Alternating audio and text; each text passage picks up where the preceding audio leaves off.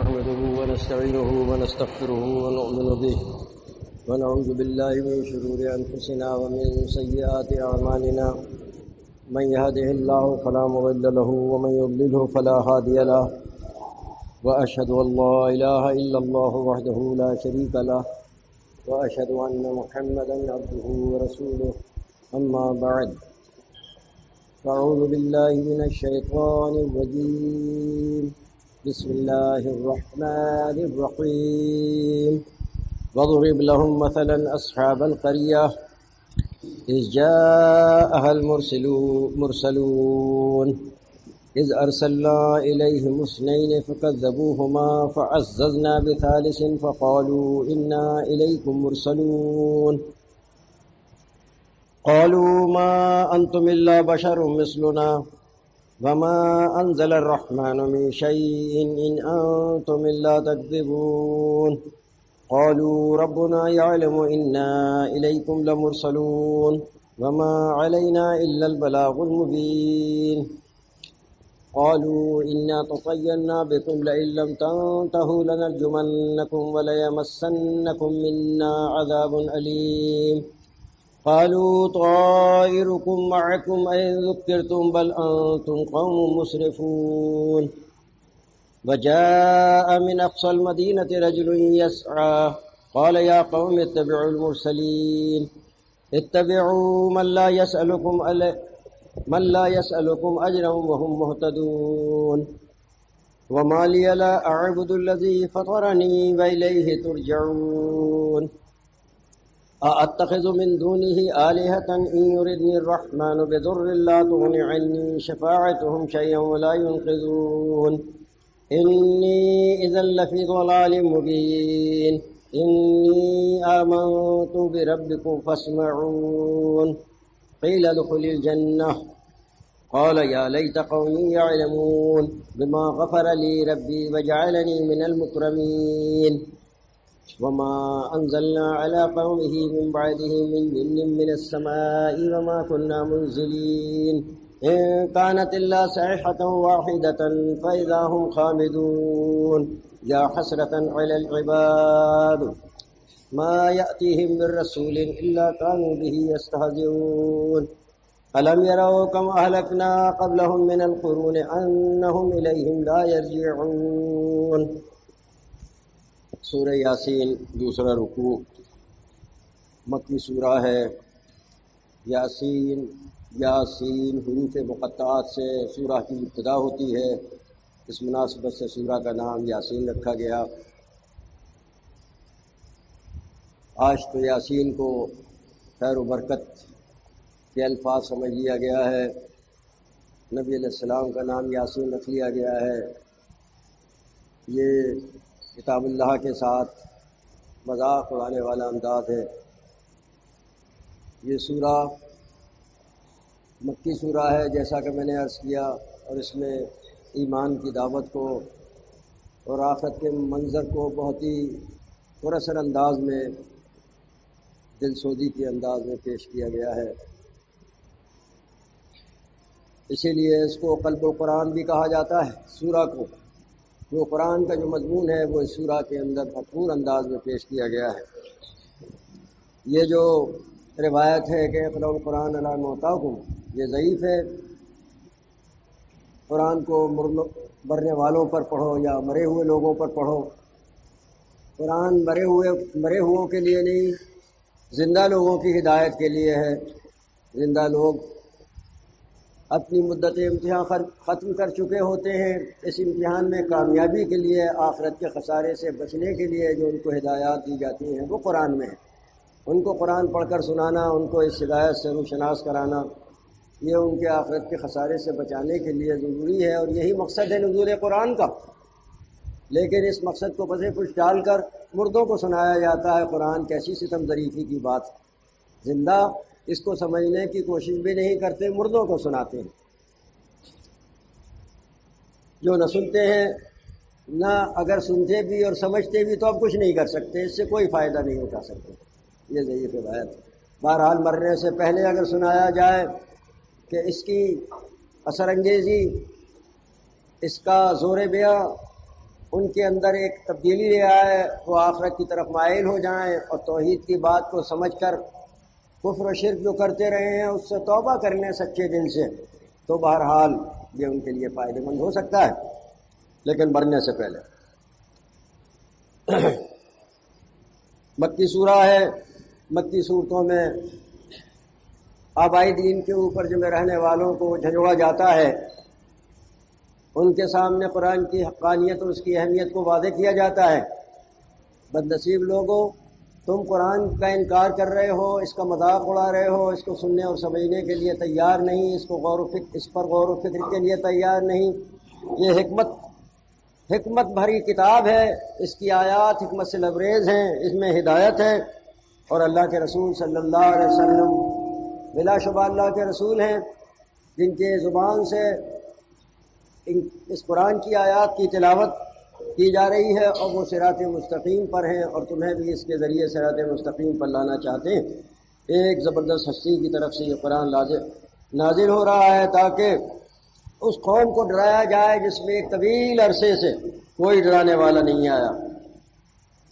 لیکن ان کی بدنصیبی ہے کہ اللہ کا فیصلہ ان کے اوپر صادر ہوتا ہے، وہ اس کو نہ سنتے ہیں نہ سمجھتے ہیں، گویا ان کے گردن کے اندر ایسا طوق ہے جو ان کی آنکھوں کو استعمال نہیں کرنے دیتا، نہ اوپر دیکھ سکتے ہیں نہ نیچے دیکھ سکتے ہیں، ایک ہی طرف ان کی نظریں جمی ہیں، بس آبائی دین کے اوپر ان کی نظریں جمی رہتی ہیں اور کسی طرف نہیں دیکھ سکتے اس طوق غلامی کی وجہ سے۔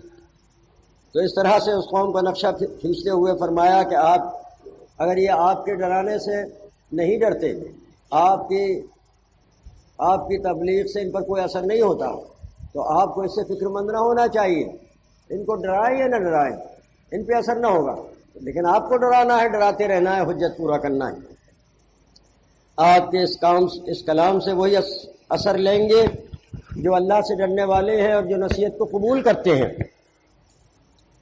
ان کے لیے اللہ کی طرف سے زبردست خوشخبری ہے۔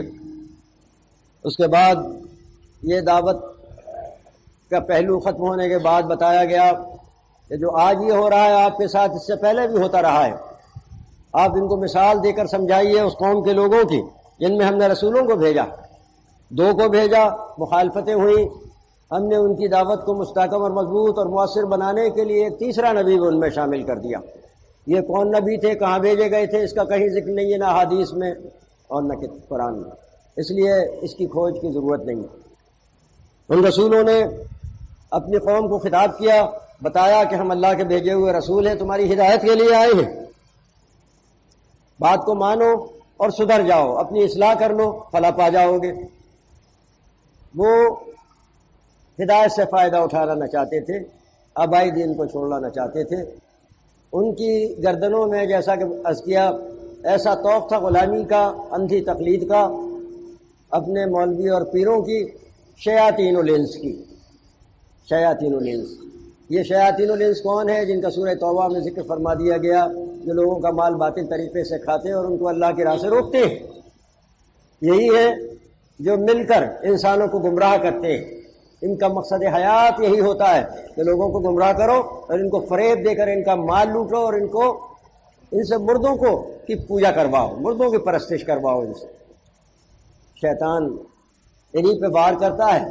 جب نبی کی تعلیمات کو لوگ بھولنا شروع کرتے ہیں، اس سے دور ہونے لگتے ہیں، تو شیطان پہلے ان کو پکڑتا ہے، اور یہ دونوں مل کر یہ کام کرتے ہیں کہ انسانوں کو سبق دیتے ہیں کہ یہ تمہارا کام نہیں ہے اس کو سمجھنا، اس پر غور کرنا، اس میں پڑھو گے تو گمراہ ہو جاؤ گے۔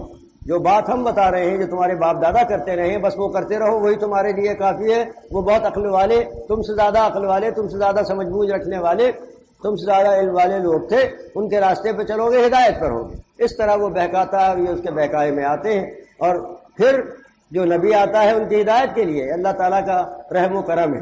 مالک نے سورہ بقرہ میں فرمایا کان الناس امۃ واحدہ، یہ انسان ایک ہی امت تھے، آدم کی اولاد تھے، آدم نبی تھے۔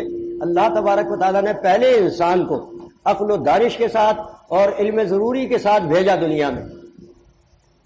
وہ اسلام کی ضروریات و تقاضوں کو سمجھتا اور ان پر عمل کرتا ہوا تھا، اور اس کی نسل کے اندر مسلم پیدا ہوئے، اس کی نسل سے مسلم کا ایک گروہ بنا، مسلم اس زمین کے اوپر پھیلے۔ آدم علیہ السلام کی نسل مسلمون کی نسل تھی۔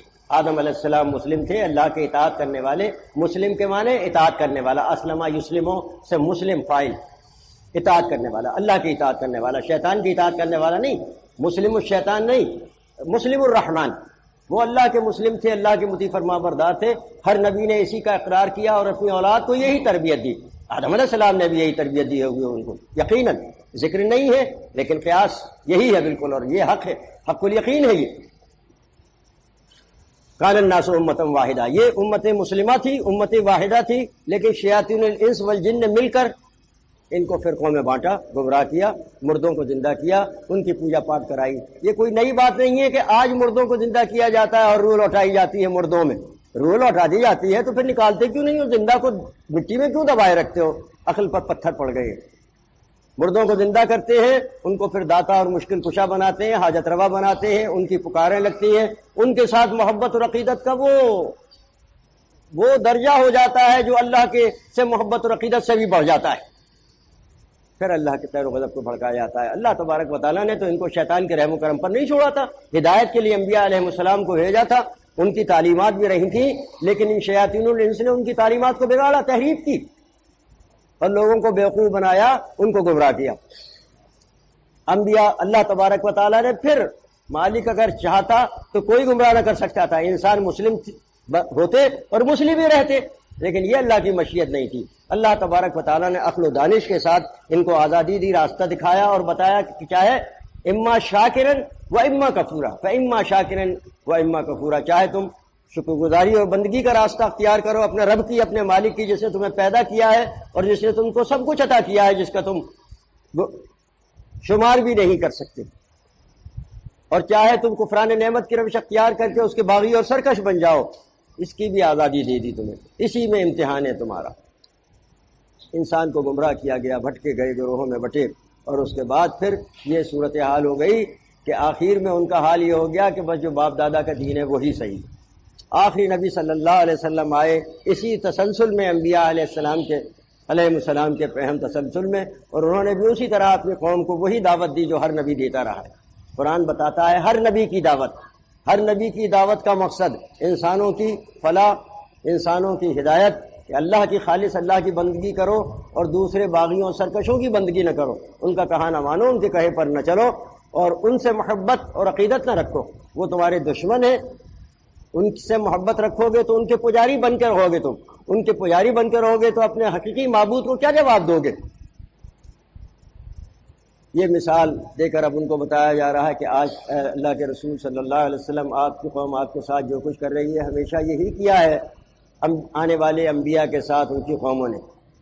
نبی بننے سے پہلے انبیاء، جو بھی نبی آیا وہ ان کی قوم کا فرد، ان میں رہنے بسنے والا، اٹھنے بیٹھنے والا، اس سے واقف، اس کی صداقت، راست بازی، امانت و دیانت بے مثل، اس پر پورا ان کا یقین۔ لیکن جب یہ دعوت دیتا تو وہی صادق اور امین کاذب ہو جاتا اور معاذ اللہ اللہ کا باغی اور دشمن سمجھا جاتا، بزرگوں کا باغی اور دشمن سمجھا جاتا۔ تو اللہ کے رسولوں نے دعوت دی ان کو اور کہا کہ ہم اللہ کے رسول ہیں، تو انہوں نے کہا کہ تم اللہ کے رسول نہیں ہو، ہمارے جیسے بشر ہو۔ تو ان کو بتایا یہی گیا کہ رسول بشر نہیں ہوتے، فوق البشر ہوتے ہیں۔ اسی طرح گمراہ کیا گیا ان کو۔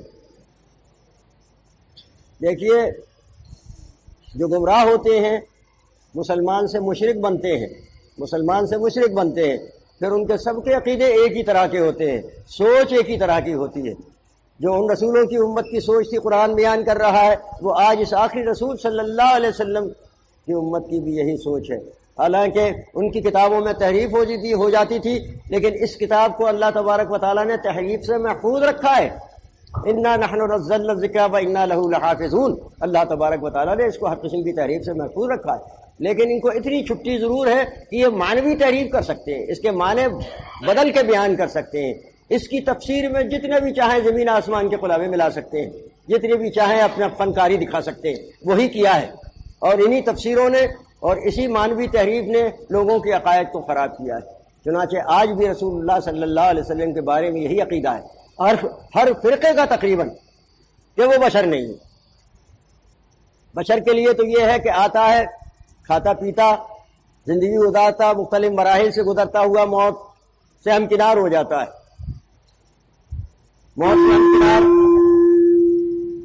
سے ہمکنار ہونے کے بعد اس کا تعلق دنیا سے ختم ہو جاتا ہے۔ کسی کا باپ یا دادا کبھی دنیا میں نہیں آیا۔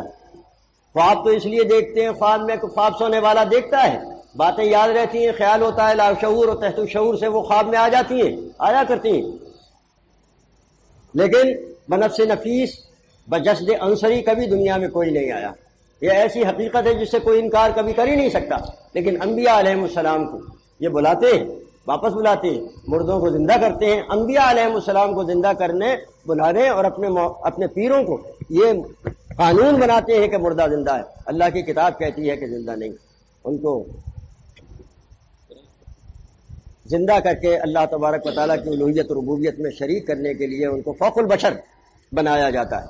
چنانچہ محمد صلی اللہ علیہ وسلم کو بھی خلقت من نور اللہ کی گڑھی ہوئی جھوٹی روایت کے ذریعے سے فوق البشر بنا دیا گیا، اور اس کے بعد اس نور کی پوری ایک عمارت نورانی عقیدے کی پوری ایک عمارت استوار ہو گئی، اور اللہ کے رسول صلی اللہ علیہ وسلم کو بشر نہ رہنے دیا گیا۔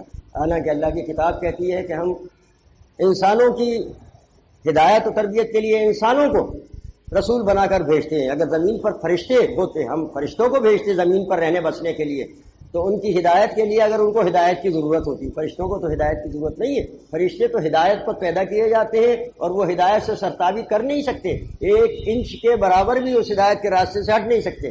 لیکن زمین پر اگر انسانوں کی طرح فرشتوں کو بھیجا ہوتا، نوری مخلوق کو، خلقت الملائکۃ من نور، نوری مخلوق فرشتے ہیں، ان کو اگر زمین پر بھیجا ہو جاتا، ان کو زمین پر رہائش دی جاتی، تو ان کی ہدایت کی اگر ان کو ضرورت سمجھی جاتی تو ان کے لیے نوری مخلوق کو نبی بنا کر بھیجا جاتا۔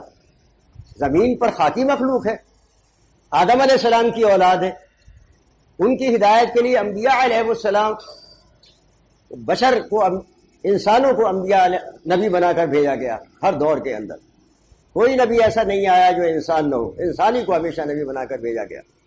تو آج بھی یہی عقیدہ ہے، ان کا بھی یہی عقیدہ ہے۔ تو جو وہ 3 نبیوں کی، جن کو 3 نبیوں کو بھیجا، ان کی قوم کہتی تھی کہ تم بشر ہو ہمارے جیسے، اس لیے نبی نہیں ہو۔ وہ بشر کو نبی ماننے کے لیے تیار نہیں تھے، آج نبی کو بشر ماننے کے لیے تیار نہیں ہے۔ آپ سوچئے دونوں میں کچھ فرق ہے؟ جو بشر کو نبی نہ مانے یا جو نبی کو بشر نہ مانے، دونوں میں کوئی فرق؟ نبی کو نہیں مانا دونوں نے۔ نبی کو جو بشر مانتا ہے وہی نبی کو مانتا ہے، کیونکہ قرآن نے جس نبی کو بتایا ہے نبی ہے یہ، وہ بشر۔ تو جو نبی کو بشر نہیں مانتا وہ گویا نبی کو نہیں مانتا۔ جس طرح اللہ تبارک و تعالیٰ کو وحدہ لا شریک ماننے کے معنی یہ ہے کہ کسی اور کو اس کی ربوبیت اور الوہیت میں شامل نہ کیا جائے، کسی اور کو داتا اور مشکل کشا نہ کہا جائے، اس کو اکیلا داتا، اکیلا مشکل کشا، اکیلا حاجت روا، اکیلا بگڑی بنانے والا، اولاد دینے والا، مصیبت ڈال کر ٹالنے والا، اس کو اکیلا سمجھا جائے ہر معنی کے اندر، ہر قسم کے تصرف کے اندر، ہر قسم کے فوق البشر صفات کے اندر، اس کو اکیلا وحدہ لا شریک کے معنی یہی ہے۔ یہاں بھی اللہ کا ذکر آیا ہے، لا الہ الا ہوا بھی ساتھ ہے، اللہ لا الہ الا ہوا، چاہے آیت الکرسی ہے چاہے سورہ آل عمران ہو، جہاں بھی آئی ہے یہ بات اس کے ساتھ آئی ہے۔ تو اللہ تبارک و تعالیٰ اپنی تمام صفات کاملہ کے ساتھ اکیلا ہے، اور ان کی اس صفات کاملہ میں کوئی اس کے ساتھ شریک نہیں ہے۔ اب اگر کوئی شریک کرتا ہے اللہ تبارک و تعالیٰ کی صفات میں، کسی کو عالم الغیب کہتا ہے، تو اس کے معنی یہ ہے کہ اس نے اللہ تبارک و تعالیٰ کو نہیں مانا، نبی کو عالم الغیب بنا کر الہ بنا لیا، کیونکہ عالم الغیب تو الہ ہے، نبی کو عالم الغیب مانا، الہ بنا لیا۔ اللہ کے سوا کوئی داتا نہیں ہے، کسی کو داتا دینے والا، یا وہاب، عربی میں وہاب یا داتا ایک ہم مانے لگے، اللہ وہاب، الوہاب، وہی ایک وہاب ہے اور کوئی نہیں۔ اب نبی کو اگر داتا یا وہاب کہا جائے یا کسی اور کو، تو اس کو اللہ تبارک و تعالیٰ کو پھر نہیں مانا اس نے، اس شخص کو اس نے اپنا الہ بنا لیا، معبود بنا لیا۔ اگر کوئی اللہ کے سوا کسی اور کو مشکل کشا کہتا ہے، اس کے معنی وہ اللہ کو اکیلا مشکل کشا نہیں مانتا۔ اگر کسی کو مشکل کشا کوئی کہتا ہے تو اس کے معنی وہ اللہ کو اکیلا مشکل کشا نہیں مانتا، اور اگر اللہ کو اکیلا مشکل کشا نہ مانے تو وہ اللہ کو الہ نہیں مانتا۔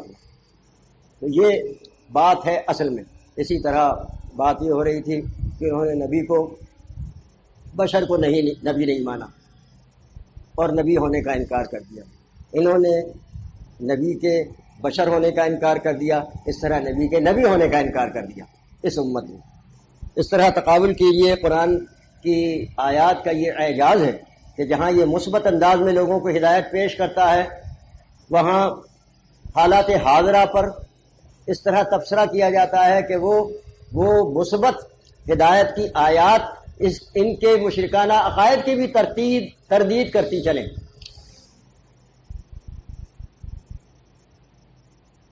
کہنے لگے قالوا ما انتم الا بشر مثلنا، تم ہماری طرح کے بشر ہو، وما انزل الرحمن من شيء ان انتم الا تكذبون، تمہارے اوپر رحمان نے کچھ نہیں اتارا۔ ان کا جو استدلال تھا وہ یہ تم بشر ہو اس لیے اللہ نے تمہارے اوپر کچھ نہیں، بشر پہ تو کچھ نازل نہیں ہوتا، بشر نبی نہیں ہوتا، تم پر کچھ نہیں اتارا۔ اب تم جو یہ کہتے ہو کہ ہمارے پاس وحی آتی ہے اور یہ ہم جو کچھ کہہ رہے ہیں اللہ کی طرف سے نازل ہوا ہے، یہ غلط ہے، تم جھوٹ بولتے ہو، معاذ اللہ ثم معاذ اللہ۔ قالوا، انبیاء علیہ السلام پر اس طرح الزام لگانے والے وہ ظالم کافر، اپنی جان پر ظلم کرنے والے حد سے تجاوز کریں لیکن نبی کے ابرو پر بل نہ پڑیں، اخلاق کے ساتھ، حسن اخلاق کے ساتھ ان کو بتا دے کہ بھائی ہم ہیں تو رسول ہی، اب تم مانو نہ مانو یہ تمہاری مرضی۔ قالوا ربنا یعلم انا الیکم لمرسلون، ہمارا رب جانتا ہے کہ ہم تمہاری طرف بھیجے گئے ہیں، رسول ہیں، مرسلون میں سے ہیں۔ اس طرح اللہ تبارک و تعالیٰ کی گواہی انہوں نے پیش کر دی کہ اللہ جانتا ہے، اللہ جانتا ہے، اور اس کا علم جو ہے وہ ما فوق البشر ہے، ما فوق الفطرت ہے، تمام چیزوں سے بالا تر ہے اس کا۔ اب کوئی اگر اس کے علم کے خلاف کوئی بات کہے گا تو وہ اپنا مقام سمجھ لے کہاں ہوگا۔ وما علینا الا البلاغ المبین، ہماری ذمہ داری صرف یہ ہے کہ بات کو پہنچا دیں۔ قالوا انا تطیرنا بکم لئن لم تنتهوا لنرجمنکم وليمسنکم منا عذاب الیم، قوم کو ابھارا جاتا ہے، وہی انسان جس سے قوم محبت کرتی تھی، جس کی آنکھوں میں، جس کی راہ میں آنکھیں بچھاتی تھی، جس کی بے انتہائی پذیرائی کرتی تھی، اس کی دشمن ہو جاتی ہے، خون کی پیاسی ہو جاتی ہے، اس کی توہین اور گستاخی ان کا ذوق بن جاتی ہے، اور کسی قسم کے سخت سے سخت کلمات ادا کر دینا ان کے لیے بالکل آسان ہو جاتا ہے جب اس طرح گمراہی کی طرف ان کو ڈال دیا جاتا ہے۔ کہنے لگے تو ہمارے لیے نحوست کا باعث، ان کا عقیدہ تھا نحوست کے اوپر، تو ہمارے لیے نحوست کا باعث، ہمارے بزرگوں کو برا کہہ رہے ہو، اور ہمارے اولیاء اللہ کی شان میں ایسی باتیں کہتی ہو کہ ان کے ہاتھ میں کچھ نہیں ہے، نہیں سن سکتے ہیں، مردہ ہیں، اولاد نہیں دے سکتے ہیں۔ نبی صلی اللہ علیہ وسلم بھی یہی کہا کرتے تھے کہ جن کو تم پکارتے ہو، اولاد مانگتے ہو، انہوں نے کچھ پیدا نہیں کیا، یہ خود پیدا کیے گئے تھے، زندگی میں اولاد پہ نہیں دے سکتے تھے تم کو، تمہارے بھی نہیں بنا سکتے تھے اپنی زندگی میں، اور اب تو اموات غیر احیاء، اب تو مردہ ہیں، ذرا بھی زندگی نہیں ہے ان میں، تو اب کیا کریں گے؟ نبی صلی اللہ علیہ وسلم نے بھی اسی طرح ان کو بتایا، تو وہ نبی صلی اللہ علیہ وسلم کے بھی اسی طرح دشمن ہو گئے۔ ابراہیم علیہ السلام کو برا کہہ رہا ہے، ہمارے اولیاء کو یہ مردہ کہہ رہا ہے۔ مردہ کہنا آج محمد صلی اللہ علیہ وسلم کو اگر کہا جائے کہ وفات پا چکے ہیں، زندہ نہیں ہے، تو ان کو زندہ ماننے والوں کی آنکھوں میں انگارے نظر آنے لگتے ہیں، سرخ ہو جاتی ہیں ان کی آنکھیں، تیور پر بل پڑ جاتے ہیں۔ ان کو کہا جائے کہ بھائی قرآن میں یہ ہے، اگر غصہ کرتے ہو تو قرآن پہ کرو، قرآن کے نازل کرنے والے پر کرو، ہم تو قرآن کی بات بتا رہے ہیں۔ اس قوم کا یہی انداز تھا کہ تم کیونکہ ہمارے بزرگوں اور اولیاء اللہ کو ناراض کر رہے ہو، یہ کائنات تو معاذ اللہ انہی کے بوتے پر چل رہی ہے، وہ انہی سے ہمیں سب کچھ مل رہا ہے، اولاد مل رہی ہے، خیر و برکت ہے، اب تم نے ان کو ناراض کر دیا، ان کی شان میں گستاخی کی تو مصیبت آ جائے گی، وبا آ جائے گی، خیر و برکت اڑ جائے گی، تو ہم تمہیں برداشت نہیں کر سکتے۔ اگر تم باز نہ آئے تو پتھر مار مار کے ہم تمہیں ہلاک کر دیں گے، اور ہمارے ہاتھوں تمہیں بہت سخت تکلیف پہنچے گی۔ انبیاء علیہ السلام نے نہایت خندہ پیشانی کے ساتھ ان کی بات کو سنا اور کہا کہ لوگوں، تمہاری نحوست تمہارے ساتھ، تمہارا جو انجام ہے بد انجامی، ہلاکت اور بربادی، وہ تمہارے ساتھ ہے، تمہارے گلے سے لٹکی ہوئی ہے، تمہارے کرتوت کا یہ انجام ہی ہونا ہے، اور ہم نے تو تمہارے ساتھ کوئی زیادتی نہیں کی، اللہ کے عذاب سے تمہیں ڈرا رہے ہیں اور تم حد سے گزرے چلے جا رہے ہو۔ تو اس طرح سے یہ بتایا جا رہا ہے کہ یہ دعوت حق اٹھتی ہے جب لوگوں کے سامنے یہ کہا جائے الہکم الہ واحد، تمہارا الہ، معبود، داتا، مشکل کشا، حاجت روا اکیلا ہے، کوئی اور نہیں اس کے ساتھ۔ گویا سارے مشکل کشاؤں کا انکار کر دیا، غوثوں کا انکار کر دیا، داتاؤں کا انکار کر دیا، یہ تو ان کے اوپر بجلی بن کے گرتی ہے یہ چیز، کشمکش ہونا ناگزیر ہے۔ کشمکش ہو رہی تھی، یہ مار کار آئی تھی، پوری قوم ہے ایک طرف، دوسرا انبیاء علیہ السلام، 3 انبیاء ہیں، 3 نبی ہیں۔ اس کشمکش کے دور میں یہ دعوت ایسی ہے کہ کسی نہ کسی پر اثر کر دیتی ہے۔ وہ پوری دشمن قوم، اس میں سے ایک مرد نکل کر آتا ہے، دور بستی سے آتا ہے، جب اس کے کانوں میں یہ بات پڑتی ہے کہ کوئی اللہ کے نبی آ گئے ہیں، وہ ہدایت کا پیغام دے رہے ہیں، ان پر وحی آتی ہے، تو وہ آیا ہے دوڑا ہوا کوشش کر کے اور ان کی دعوت کو سنتا ہے۔ مالک اس کا ذکر فرماتا ہے وجاء من اقصى المدینۃ رجل یسعى، دوڑا ہوا آتا ہے ایک شخص مدینے کے دور کے حصوں سے، اس شہر کے دور کے علاقے سے، اور آ کے بات سنتا ہے، ایمان لاتا ہے۔ ایمان لانے کے بعد وہ خود داعی حق بن جاتا ہے، اپنی قوم کو جا کے دعوت دیتا ہے۔ ایمان لانے والے یہ اوصاف میں سے ہے یہ چیز کہ جب ایمان کی نعمت اس کو ملتی ہے تو یہ اس نعمت کو اپنے ہی تک نہیں رکھتا، جہاں تک ہو سکتا ہے اس سے پہنچاتا ہے اس دعوت کو۔ یہ اس کی ذمہ داری ہے اور اس کے لیے وہ مسئول بھی ہے۔ چنانچہ اپنی قوم میں جاتا ہے وہ، اور جا کے کہتا ہے یا قوم اتبعوا المرسلین، میری قوم کے لوگوں رسولوں کی بات مان لو، ان کی ہدایت کو قبول کر لو، تم اس میں تمہارا فائدہ ہے، تمہاری فلاح اور کامیابی اسی میں ہے، تمہاری ساری نکبت افلاس تنگ دستی خرابیاں دور ہو جائیں گی اگر تم ان کی بات مان کر ان کی تربیت میں آ جاؤ گے۔ اتبعوا من لا یسألکم اجرا، پیروی کرو اس کی جو تم سے کسی اجر کا طالب نہیں ہے۔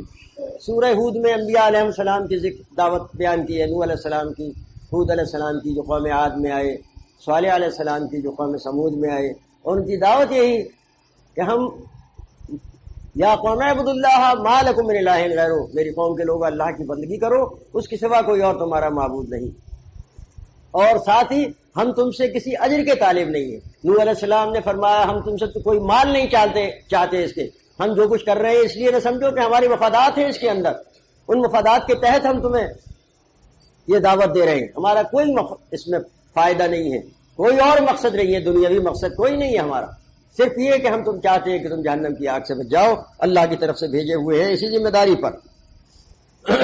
فرمایا اس رجل مومن نے اپنی قوم سے کہا اتبعوا، پیروی کرو، بات مانو ان کی جو تم سے کسی اجر کا طالب نہیں ہے، جو تم سے کسی اجر کے طالب نہیں ہے اور ہدایت پر ہیں، وہم مہتدون، وہ ہدایت پر ہیں، جو بات کہہ رہے ہیں یہ پوری کائنات اس کی گواہی دے رہی ہے، وہی ایک اکیلا رب ہے جس نے اس کائنات کو بنایا ہے، اس کو چلا رہا ہے، وہی اس کے ساتھ اس میں اس کا حصہ دار و معاون نہیں ہے۔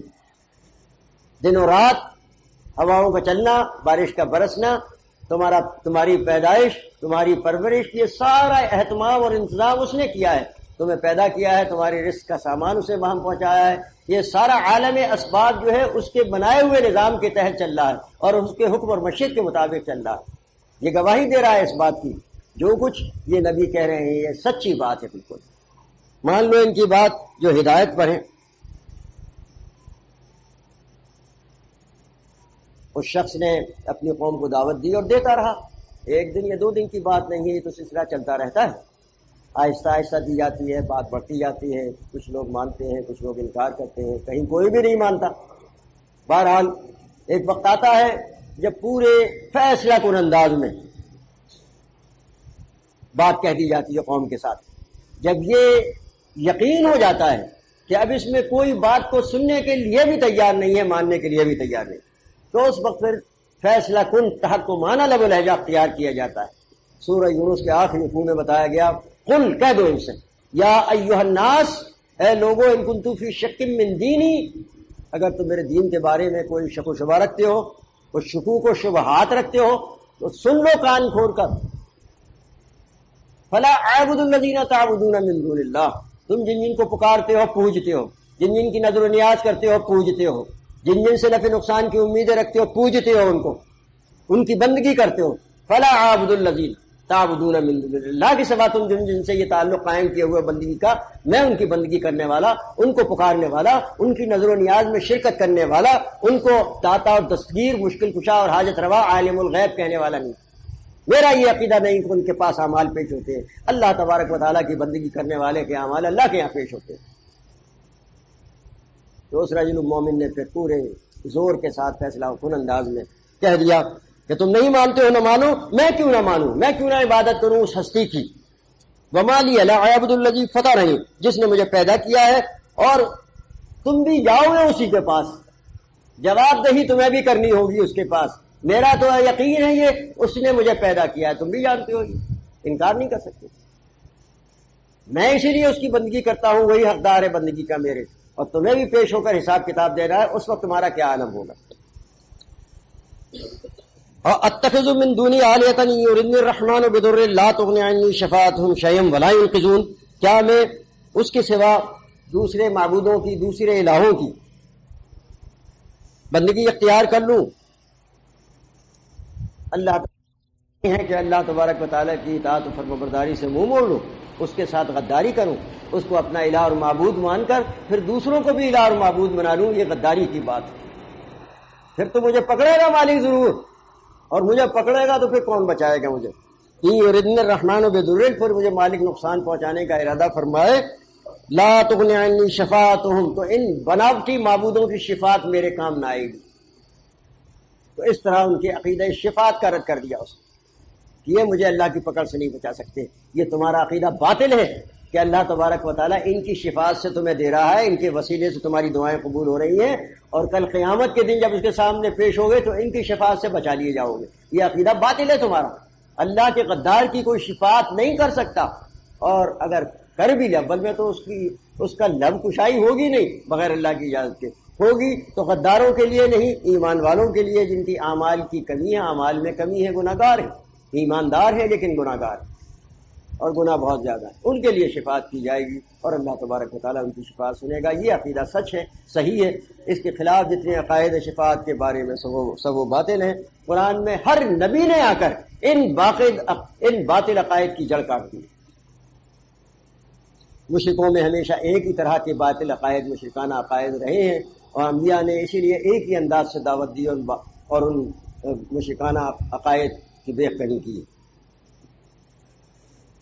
فرمایا اگر میں اس کے سوا کسی اور کو داتا اور مشکل کشا بنا لوں، الہ بنا لوں، معبود بنا لوں، اور اللہ مجھے سزا دینے چاہے، نقصان پہنچائے، تو کوئی کسی کی شفاعت میرے کام نہ آئے گی اور مجھے کوئی اس کی پکڑ سے نہ بچا سکیں گے. انی اذا لفی ضلال مبین، پھر تو میں گمراہ ہو جاؤں گا بالکل. اب یہ ہے وہ انداز جس کا میں نے عرض کیا فیصلہ کن.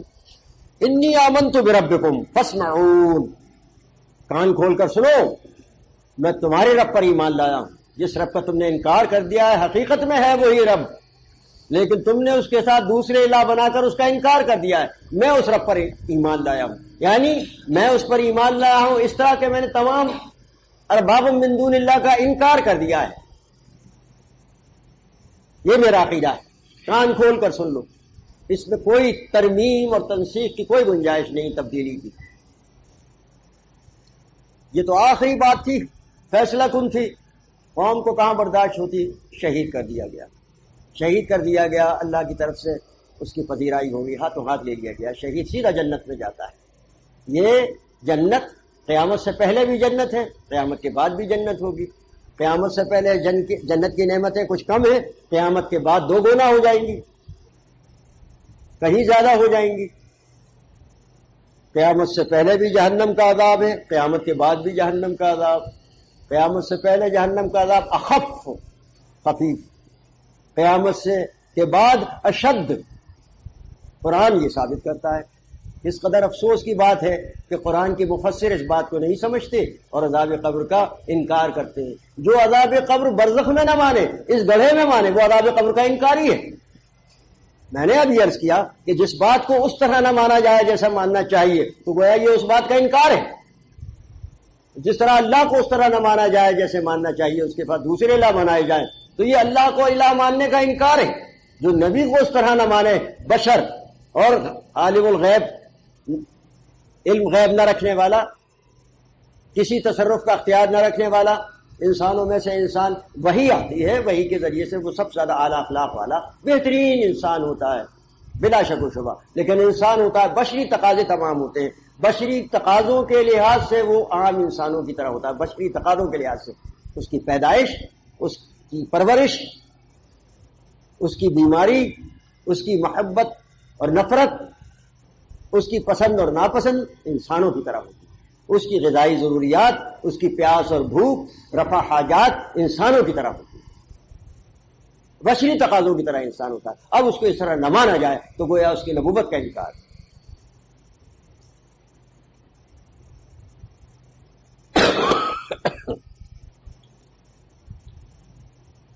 تو بات یہ ہوئی اس ضمن میں کہ جو عذاب قبر کو یہاں اس گڑھے میں مانے، بے روح جسم کو عذاب ماننا، بے روح جسم کو جس کا تجربہ انسان کر سکتا ہے، اس کو سوئی چبو کوئی رد عمل نہیں ہوگا، اس کا ہاتھ کاٹ ڈالو، مردے کا ہاتھ کاٹ ڈالو، پیر کاٹ ڈالو، کوئی رد عمل نہ ہوگا، اس کو کوئی انستھیسیا دینے کی ضرورت نہیں ہے تو اس کو سن کر کے کچھ کاٹیں کریں۔ یہ تو زندگی کے ساتھ ہے، ہوش، حواس، شعور، یہ سب زندگی کے ساتھ ہے۔ اس کو قبر میں اتارو گے پھر بھی زندہ رہے گی۔ اور روح کا عقیدہ تو قرآن انکار کرتا ہے، مالک فرماتا ہے کہ جس کی روح کو اللہ تبارک و تعالیٰ جس طرح موت دیتا ہے روح قبض کرتا ہے، اس طرح نیند میں بھی روح قبض کرتا ہے۔ نیند میں قبض کی ہوئی روح کو بیداری کے وقت واپس کر دیتا ہے، لیکن موت کے وقت قبض کی ہوئی روح کو نہیں واپس کرتا۔ وَيُمْسِكُ الَّتِي قَضَىٰ عَلَيْهَا الْمَوْتَ، موت کے وقت جو روح قبض کی جاتی ہے اس کو روک لیا جاتا ہے۔ جہاں روکا جاتا ہے وہی اس جگہ، اس مقام، اس عالم اور اس عالم رنگ و بو، اس عالم حیات و وجود کے درمیان ایک پردہ، ایک آڑ، یہ برزخ۔ اسی لیے ہمارے لیے وہ عالم برزخ، ان کے لیے یہ عالم برزخ، ہمارے لیے وہ عالم برزخ، ہمارے اور ان کے درمیان پردہ آڑ۔ تو جو وہاں مانتا ہے سوال و جواب اور عذاب و راحت، اس کا عقیدہ صحیح، اور جو یہاں مانتا ہے اس کا عقیدہ غلط، گویا وہ عذاب قبر مانتا نہیں۔ اور ستم ظریفی یہ ہے کہ صحیح عقیدہ رکھنے والوں کو کہتے ہیں کہ عذاب قبر نہیں مانتے۔ تو ظاہر ہے جس طرح یہ استدلال کرتے ہیں کہ ہمیں کہتے ہیں کہ عذاب قبر نہیں مانتے، بالکل اسی طرح ہم یہ استدلال کرتے ہیں کہ یہ عذاب قبر نہیں مانتے، تو کیا ہم ناانصافی کرتے ہیں؟ ہمیں یہ اسی وجہ سے تو کہتے ہیں کہ ہم اس مردہ جسم کو عذاب اور راحت نہیں مانتے، ہم مانتے ہیں وہ اس جسم کو جس کے ساتھ روح موجود ہے۔ تو ہمارا یہ عقیدہ صحیح ہے، ہمارے صحیح عقیدے کو کہتے ہیں یہ کہ یہ عذاب قبر نہیں مانتے۔ تو انہی کے استدلال کی بنیاد پر ہم ان کو کہتے ہیں کہ آپ عذاب قبر نہیں مانتے، کیونکہ آپ مردے کو عذاب دے رہے ہیں۔ جس طرح کہ کوئی کہے کہ یہ رات ہے اس وقت،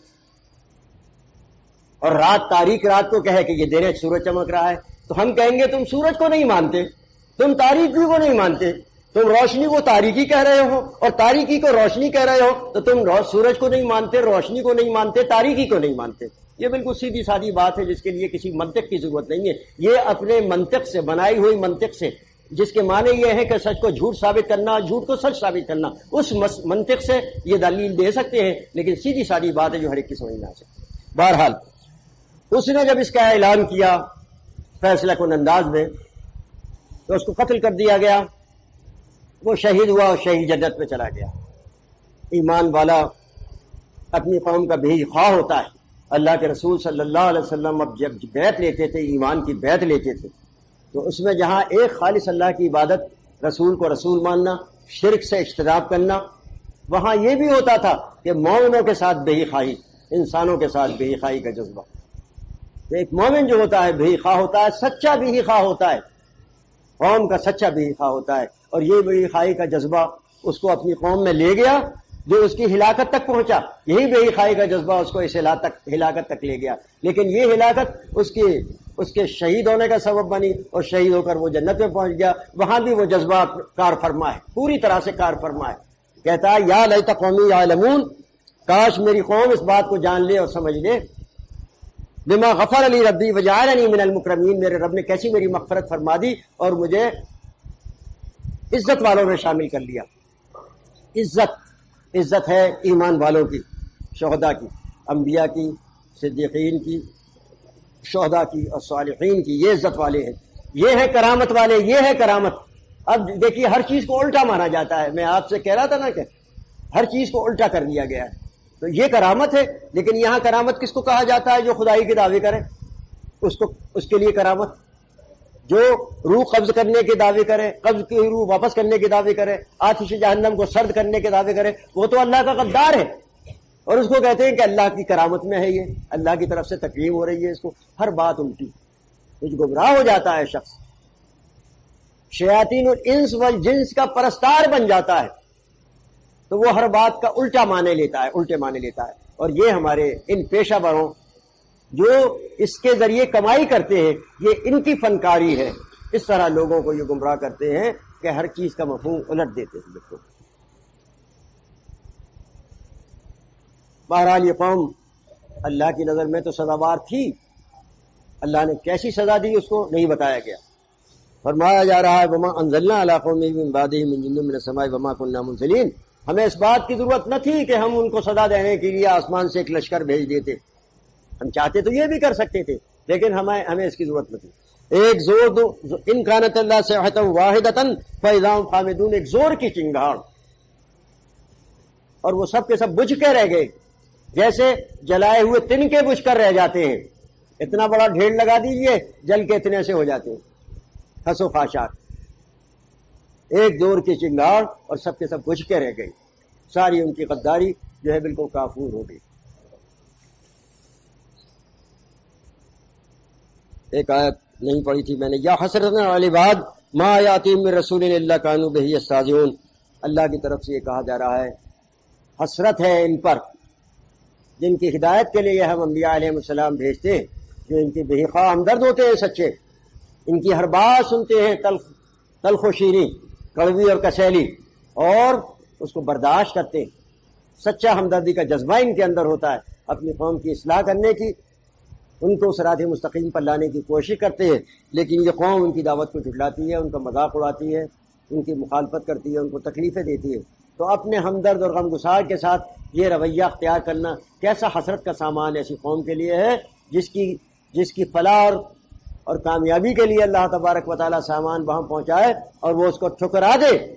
کیسا حسرت کا سامان ہوگا قیامت کے دن اس کے مرنے کے بعد جو آخرت کا مرحلہ شروع ہو جائے گا اس مرحلے میں کیسا اس کے لیے حسرت کا سامان ہوگا اس پر یہ احساس ہوگا ان کو. فرمایا الم یروا کما اہلکنا قبلہم من القرون. کیا یہ جانتے نہیں ہیں انہوں نے انسانی تاریخ کا ذرا بھی مطالعہ نہیں کیا. بڑے بڑے مورخ گزرے ہیں تاریخ انسان پر انہوں نے صفحات کے صفحات سیاہ کر دیے لیکن یہ جو اصلی تاریخ ہے جو انسان کی عبرت اور نصیحت کا سامان بنے یہ تاریخ چھپا دی جاتی ہے. یہی ہے سچی تاریخ انسانیت کی. یہی ہے سچی تاریخ انسانیت کی جو قرآن بتاتا ہے. اس میں واقعات بھی ہیں مختصراً صحیح لیکن ان واقعات کے اندر بھرپور نصیحت اور عبرت انسانوں کے لیے. یہ سچی تاریخ ہے اور اس کا مطالعہ انسانوں کی فلاح اور بہبود کا سبب بن سکتا ہے اس تاریخ کا مطالعہ نہیں. فرمایا ان کو نہیں معلوم کیا الم یرو کیا انہوں نے نہیں دیکھا. انہوں نے نہیں دیکھا تو اب یہ کہتے ہیں الم تری کیف فعل ربک باصحاب الفیل. کیا تم نے نہیں دیکھا. نبی علیہ السلام سے کہا جا رہا ہے تم نے نہیں دیکھا تو دیکھو نبی علیہ السلام حاضر و ناظر اول و آخر ہو گئے نہیں. اس وقت بھی تھے اب بھی موجود ہیں. اب یہاں تو یہ عام انسانوں کو کہا جا رہا ہے الم یرو کیا انہوں نے نہیں دیکھا. تو یہ پوری تاریخ انسانیت دیکھتے رہے ہیں سب ان کے سامنے گزری ہے پوری تاریخ انسانیت جو کہا جا رہا ہے الم یرو کیا انہوں نے نہیں دیکھا. یہ یرو کا معنی ہوتا ہے کیا انہوں نے غور نہیں کیا کیا انہوں نے نہیں سمجھا اس بات کو. الم یرو کیا انہوں نے نہیں دیکھا کما اہلکنا قبلہم ہم نے اس سے پہلے کتنوں کو ہلاک کر دیا. من القرون کتنے ادوار گزرے جن قوموں کو ہم نے ہلاک کیا ہلاکت سے دوچار کیا. انہم الیہم لا یرجعون اب وہ ان کے پاس واپس نہیں آ سکتے. مرنے والے واپس نہیں آ سکتے نہیں آیا کرتے. جانے والے واپس نہیں آتے. یہ جو دنیا سے چلے جاتے ہیں یہ واپس نہیں آتے. دنیا سے دنیا ہی میں جانے والا واپس آ جاتا ہے اپنی منزل پہ جاتا ہے دوسری منزل پہ آ جاتا ہے لیکن دنیا سے چلا جانے والا واپس نہیں آیا کرتا. اللہ کی کتاب کہتی ہے کتنے دلائل چاہیے اللہ کی کتاب کے. ایک طرف تو کہا جا رہا ہے یمسک التی قضا علیہ الموت جس کی موت کا فیصلہ ہو گیا اس کی روح کو روک لیتا ہے. کہا جا رہا ہے کہ یہ جن کو ہلاک کیا ہم نے وہ واپس نہیں آئے پلٹ کے لیکن ان کے یہاں آتے ہیں پلٹ کے. ہر حقیقت کو جھٹلا دے رہا ہے ان کا دین ہے ان کی منطق. اللہ کے رسول صلی اللہ علیہ وسلم بھی آتے ہیں خوابوں میں آتے ہیں. ولی نکل آتا ہے اونٹ ذبح کر دیتا ہے.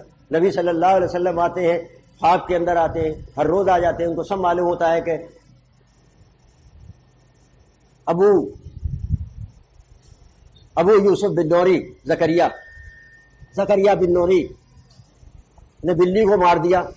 کسی کو قرض مانگا کسی نے 5 روپے اس کو قرض نہیں دیا کوئی اور غلطی کر دی. نبی علیہ السلام کو معلوم ہے وہ برزخ کو پردہ ہوتا ہٹا کے آ جاتے ہیں ان کے پاس آ جاتے ہیں خواب میں آ جاتے ہیں. خواب میں آنا اب دیکھیے یہ تو بالکل مافوق الفطری بات ہے.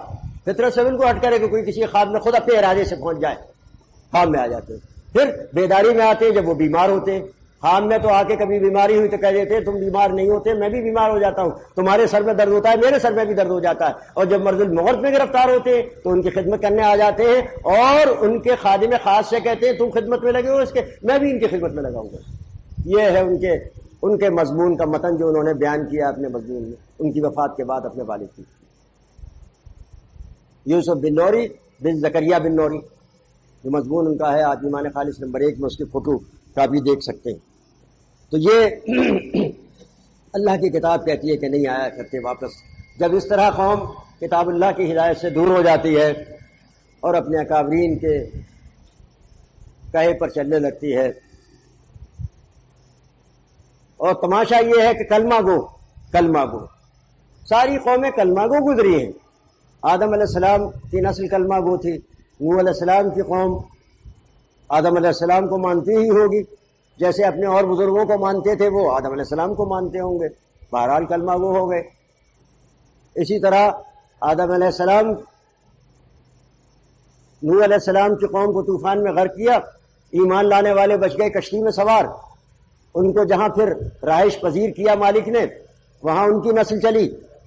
آدم علیہ السلام نوح علیہ السلام پر ایمان لانے والے کلمہ گو تھے، کلمہ توحید، کلمہ رسالت، نبی پر ایمان لانے کے معنی یہی، ان کی نسل کلمہ گو امت، وہ بھی پھر فرقوں میں بٹی، اور فرقوں میں بٹنے کے بعد وہی مردہ پرستی اور قبر پرستی کا شکار ہوئی۔ اللہ تبارک و تعالیٰ نے ہود علیہ السلام کو بھیجا قوم عاد میں، ان پر اللہ کا عذاب آیا۔ ہود علیہ السلام پر ایمان لانے والے بچے،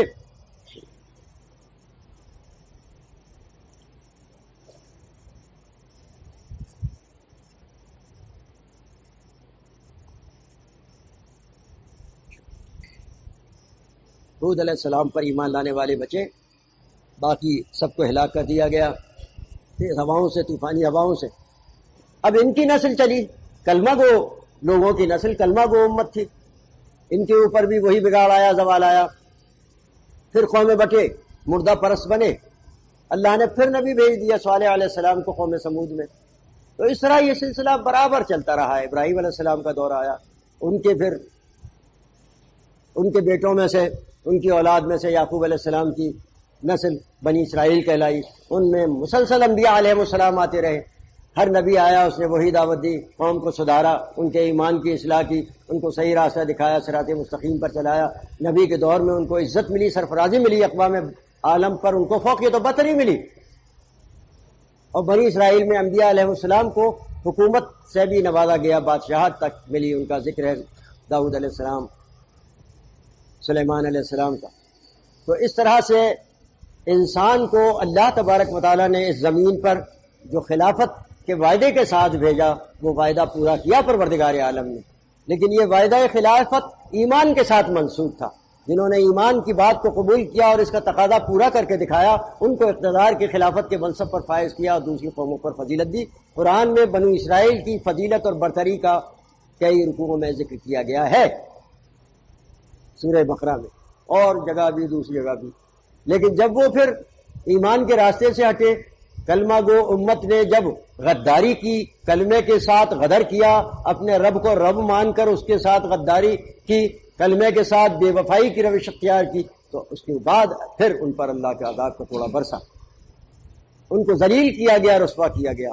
بنی اسرائیل کی ذلت اور رسوائی کی داستان کے بھی خلاصے اس کتاب میں پیش کر دیے گئے، اور دو عذابوں کا ذکر خصوصی طور سے سورہ بنی اسرائیل میں ذکر کیا۔ پہلا عذاب آیا، ہلاک کر دیے گئے، بستیاں تباہ کر دی گئیں، پھر ان کو موقع ملا، بحال کی گئی صورتحال، پھر ان کی تعداد بھی بڑھی، برکت بھی ہوئی، خیر و برکت بھی ہوئی، اور پھر اس کے بعد وہ دنیا پرستی کی طرف مائل ہو کر پھر غدار بنے۔ دوسرا عذاب آیا، رومیوں کے ہاتھوں پٹوایا گیا ان کو، اور ان کی بستیوں کو طاقت اتار آئی۔ یہ تاریخ ایک تسلسل کے ساتھ چلی آ رہی ہے۔ آج سے 1500 سال پہلے پسترین قوم کو اسی کتاب کے ذریعے سے عزت و سرفرازی ملی تھی، اس کتاب کی ہدایت کے ذریعے سے، ہدایت کتاب اللہ کے ذریعے سے، ہدایت کتاب اللہ کے ذریعے سے، اور جو تفسیر نبی صلی اللہ علیہ وسلم نے اپنے قول اور فعل سے ان کے سامنے کر کے ایک نمونہ پیش کیا، اس کے ذریعے سے جو ان کی تربیت ہوئی، تربیت کے بعد وہ اس کے اہل ثابت ہوئے، ان کو منصب خلافت پر فائز کیا گیا، ساری اقوام کو محکوم بنا دیا گیا۔ نبی صلی اللہ علیہ وسلم کہا کرتے تھے ایک کلمہ کا اقرار کرو تو وعدہ کیا جاتا ہے تم سے، تملکون بها العرب وتدین لکم بها العجم، عرب کے مالک بنو گے اور عجم غیر عرب علاقہ تمہارے زیر نگیں آ جائے گا، تمہارا محکوم ہو جائے گا، تمہارا باج گزار جزیہ دینے والا بن جائے گا۔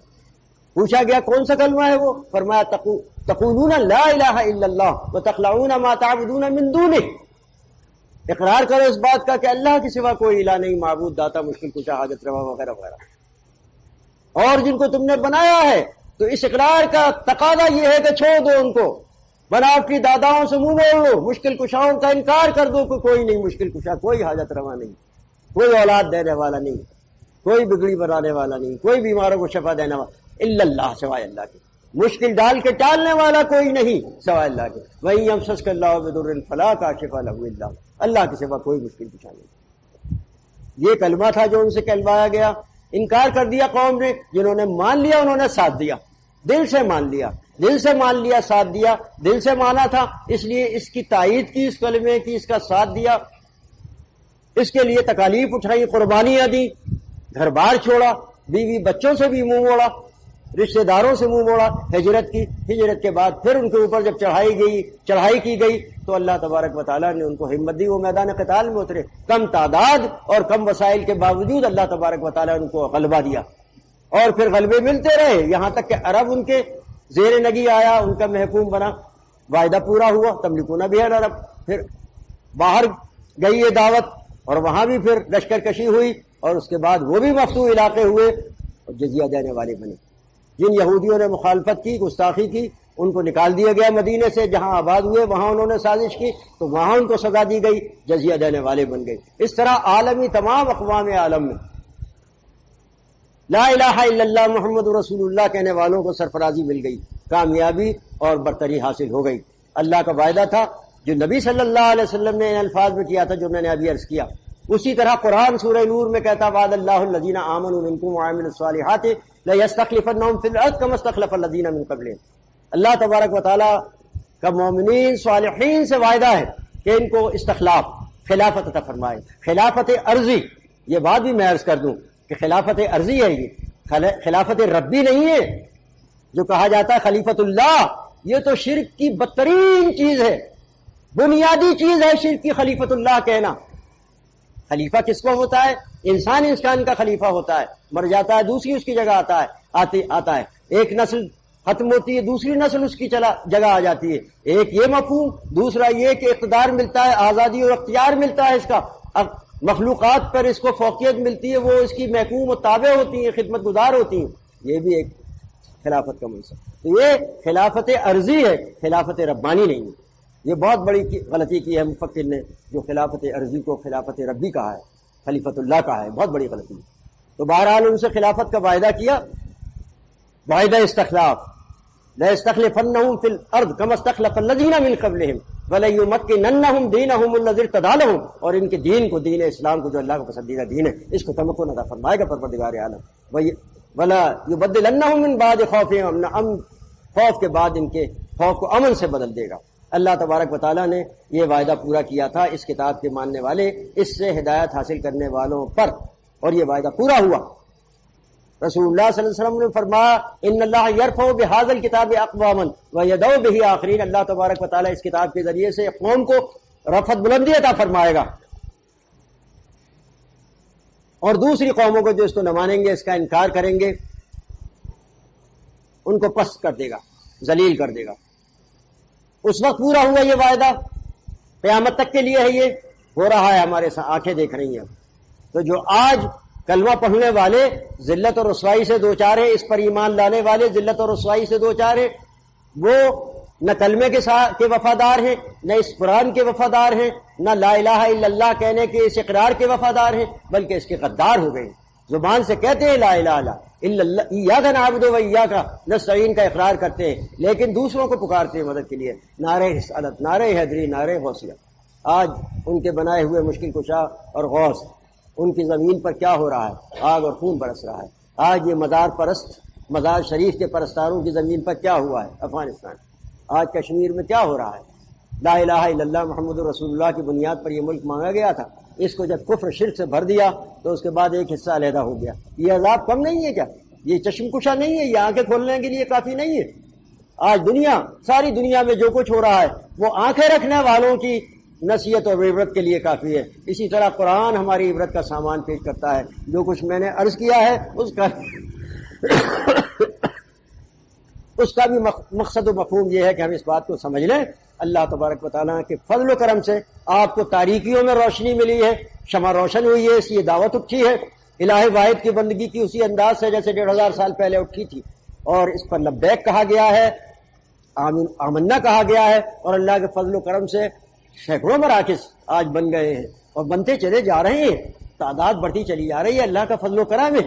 لیکن پورے اخلاص کے ساتھ یہ ہونا چاہیے، اخلاص کے ساتھ۔ ہم نے دیکھا کہ وہ ایمان لایا، کس طرح اس کی کایا پلٹ گئی، مکے والے ایمان لائے، کس طرح ان کی کایا پلٹ گئی۔ مصعب بن عمیر رضی اللہ تعالیٰ عنہ کتنی شان شوکت سے رہتے تھے، ایمان لانے کے بعد کس طرح ان کے اندر انقلاب آ گیا، ان کے اندر انقلاب آیا، انہوں نے ان کی کایا پلٹی اس کتاب نے، اور اس کے بعد انہوں نے پھر انقلاب برپا کیا۔ آج کتاب یہ موجود ہے، انقلابی کتاب موجود ہے، لیکن وہ انقلاب ہمارے اندر نہیں آ رہا ہے۔ ہمیں چاہیے کہ ہم اس سے پوری طرح سے عبرت و سبق حاصل کریں، اپنی سیرتوں اور کردار کو اس کتاب کے بتائے ہوئے اصولوں کے سانچے میں ڈالیں، اللہ کے رسول صلی اللہ علیہ وسلم کی زندگی سے، صحابہ کرام کے نقش قدم کی پیروی سے، قرآن کی ہدایت سے ہم پوری طرح سے مستفید ہوں، فائدہ اٹھائیں اور اپنے آپ کو بدلیں، اپنے شب و روز کو بدلیں، اور اسی طرح مخلص بن جائیں۔ جیسے یہ رجل المومن جن کا ذکر کیا ہے کہ جب ان کے سامنے یہ فیصلہ کن مرحلہ آیا تو انہوں نے صاف صاف اپنے ایمان کا اقرار کر کے اور قوم سے منہ موڑ لیا، قوم سے علیحدگی اختیار کر لی۔